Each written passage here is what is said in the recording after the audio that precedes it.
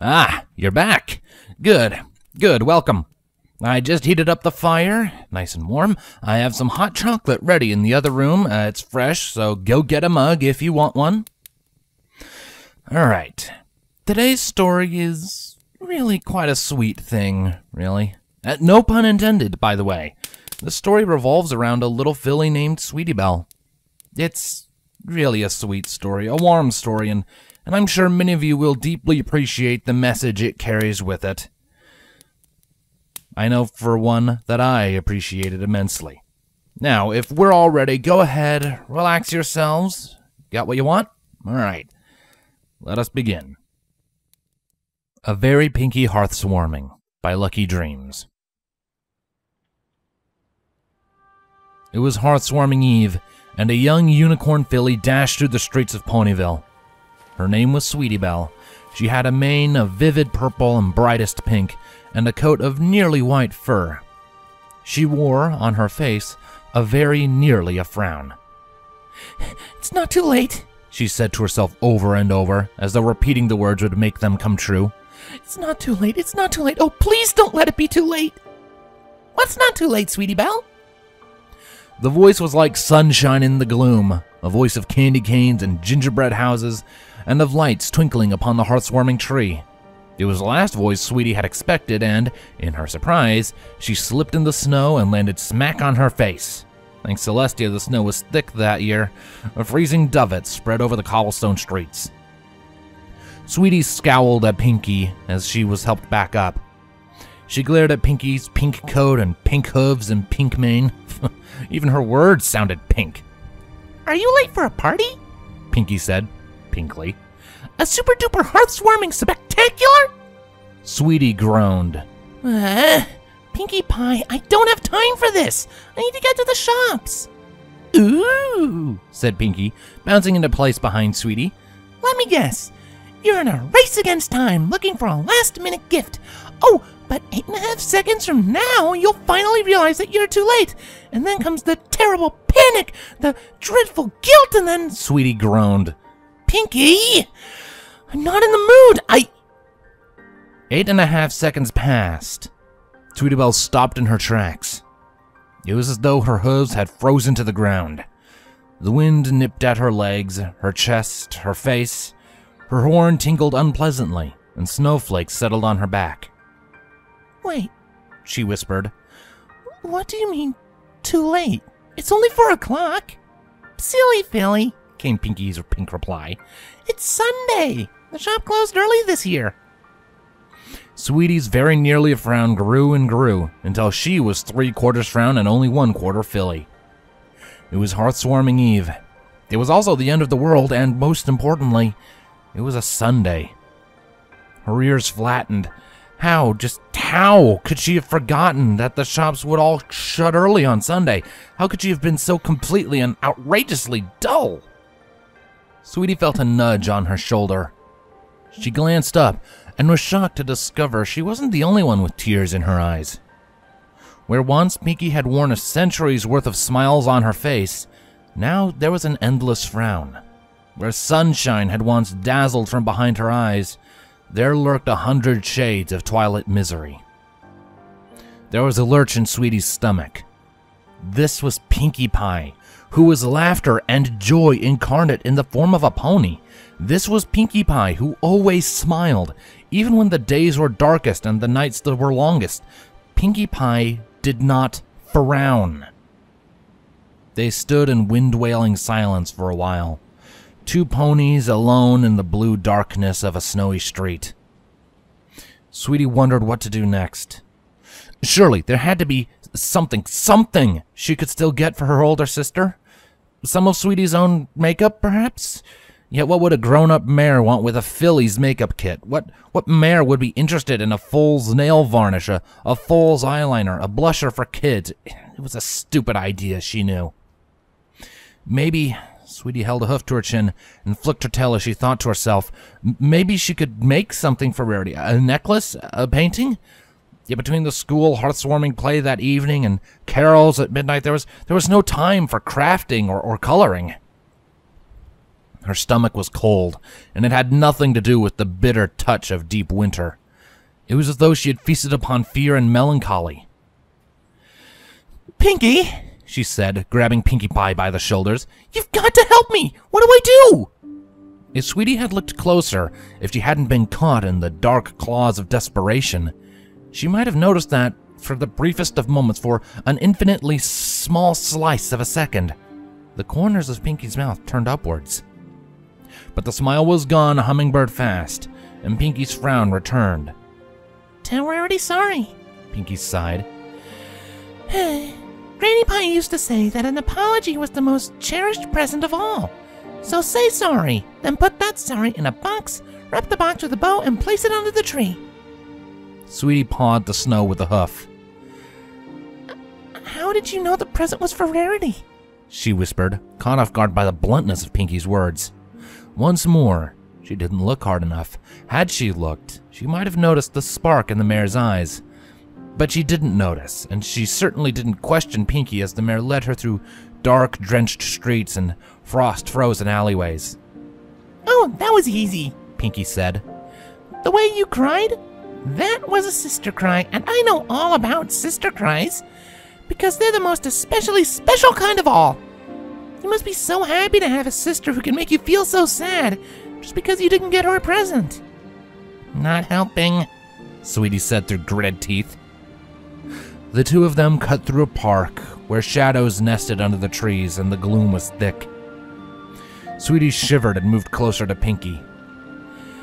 "Oh, think, Pinkie, what's a good idea for a last-minute present?" "Well, why didn't you get one before?" For the second time, Sweetie stopped in her tracks.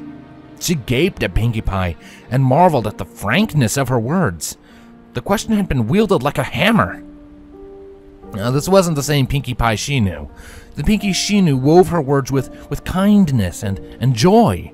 Normally, to be around her on a winter's night was to experience fiery warmth when all the world was cloaked in dark and cold. Sweetie stammered. Pinkie was relentless in her most unpinkiest onslaught. "You've had all week to get one," she said. "I know, because that's how long you've been off from school. Apple Bloom brought her sister the biggest, hugestest, most massivest apple pie that you ever saw. And you should have seen the cake that Skijaloo got for Dashie." "Hey, that's not fair," Sweetie said as they trotted out of the park, then across town square, then down another icy-coated side street. "I've been busy all week." Pinkie looked at her. She didn't blink. "Oh?" she said. "Were you?" "Well, that's news to me." Had Sweetie listened closer, she might have realized that actually Pinkie Pie didn't sound at all surprised by the news that she had been busy all week, and that she hadn't had time to buy Rarity a present. She might have noticed the deviousness of her words, the way Pinkie kept them on just the right side of playful teasing. Sweetie glared at her, but once more, her ears drooped, and her horn felt like it was packed full of snow. "Yeah, I was busy, okay? I get it. I'm a horrible little pony." "What were you busy with?" Pinkie asked. "Well, I had to practice for the play tonight. I'm playing Princess Platinum. I have songs and everything." Interesting. What else were you doing?" They walked down a street with shops on it, then one with houses. Other ponies passed by in the dark, shadows wrapped in scarves and coats. Sweetie Belle paid them no notice, but thought to herself, going over the last few days in her head. "Well," she said, "I helped Skijaloo pick out the cake and then Apple Bloom with the pie. Can you believe that Scoots wanted to get Rainbow a book? A book! And Apple Bloom almost got AJ a cake with oranges in it." She cleared her throat. "They said, we want to try something new this year. Took ages to talk them out of it." Pinkie nodded. "Uh-huh. What else?" Sweetie glowered at Pinkie Pie. What else? What a question! There was so much what else that Sweetie scarcely even knew where to begin. A whole treasure cave's worth of it.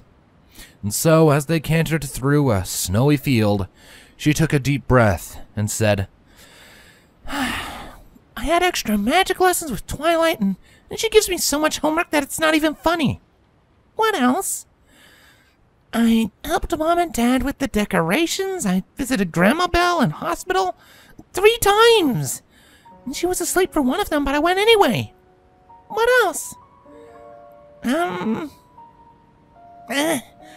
Golden Glitter and my cousins are staying over, so I had to help get the house ready, and they've made cookies with them. We played games. Plus, I was helping with looking after my niece because she loves hanging out with me. I've been wrapping presents, and there were tons of cards to help write, and I've been helping Mom and Dad mail them. Uh-huh. Have you seen Rarity at all? There weren't many street lamps here in the wide fields which lined the outskirts of Ponyville. But Sweetie Belle felt her cheeks blush so bright that she thought maybe they would light the way through the gloom. In fact, they had trotted so far from the center of town that they found themselves approaching a certain fashion boutique, which was owned, managed, and lived in by a most especially special pony indeed. Sweetie Belle had been so caught up in trying to remember the events of the past week, she hadn't noticed where Pinkie Pie had been leading her. Sweetie stared at her sister's home. With every snowflake that settled on her mane and tail, her annoyance cooled a little.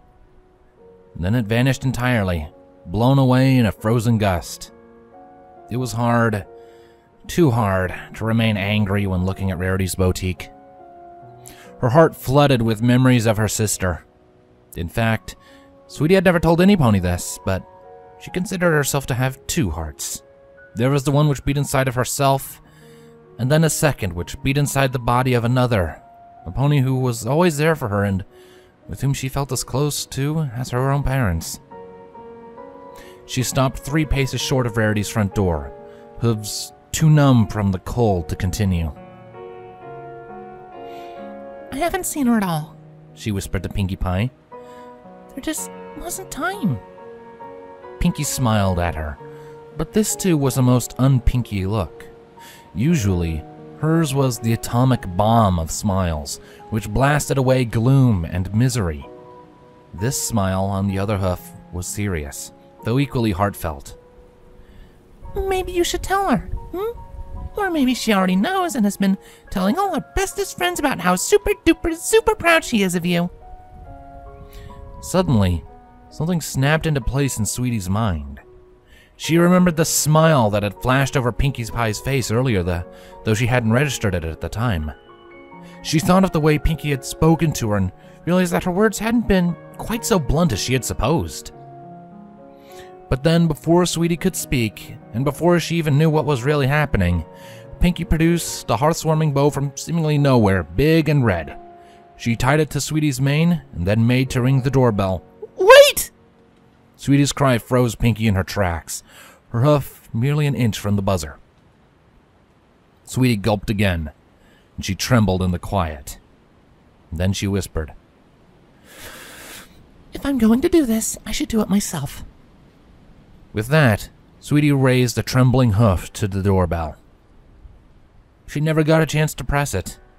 Right then, the door opened and bathed the 2 ponies in warm, golden light. And from the light emerged Rarity herself, who wrapped her forelegs tight, so wonderfully, gloriously tight around Sweetie's body. Sweetie's fear was forgotten, all worries melted away, and she lost herself in the heavenly warmth of her sister's embrace. Tears streamed down her face and stained Rarity's fur. And Sweetie knew in her heart, knew in the very depths of her soul, that it didn't matter to Rarity that she was freezing and that her hooves were wet from the snow, or that her coat was soaking from the snowflakes falling from the dark, dark sky. Oh, my darling, Rarity whispered in Sweetie's ear. I must confess, I was sewing in the other room when I heard voices from the doorway. I heard it all. Sweetie didn't know what to say, so she said the first thing which stumbled into her mind. I didn't get you a present, she sobbed. I've ruined Hearthswarming for you. I'm so sorry. Rarity pried Sweetie's hooves from her. She kneeled down and brushed Sweetie's cheek with a delicacy born of a lifetime of handling the softest cloths and the most frail of fabrics. She said, Sweetie Belle, It is highly important that you listen to me. You have ruined nothing. Nothing. Sweetie shook her head. But I have. It's too late to get you a real present. There's no time. For a moment, Rarity considered this. Sweetie sniffled and looked up at her. Rarity was golden in the yellow lamplight. She was golden and beaming. You know what? Rarity said at last. A cup of tea would be quite lovely right now. Yes, that would be a splendid idea, I think, for a present. Tea for the both of us, if only you'd keep me company. Turning to Pinkie, she then added, And a tea for our mutual friend here? Pinkie shook her head. No thanks, she said, though with infinite brightness. She winked at Sweetie Belle, and Sweetie could have hugged her. This was Pinkie's gift, the gift of being left alone with her sister. Pinkie then dropped her voice down to a whisper, and she spoke as though she was in possession of some fantastic secrets. Anyway, I heard there's a play on tonight. I should go get ready for that. Sweetie smiled, and there was a pause. A warm, snow-filled pause. Then Pinkie Pie bounced away into the night. The two sisters looked at each other. They giggled, and then, huff and huff, they walked into the golden light and shut the door behind them on the blue-black coldness. It was Hearthswarming Eve. The wind wailed, and the snow fell and fell. All was well.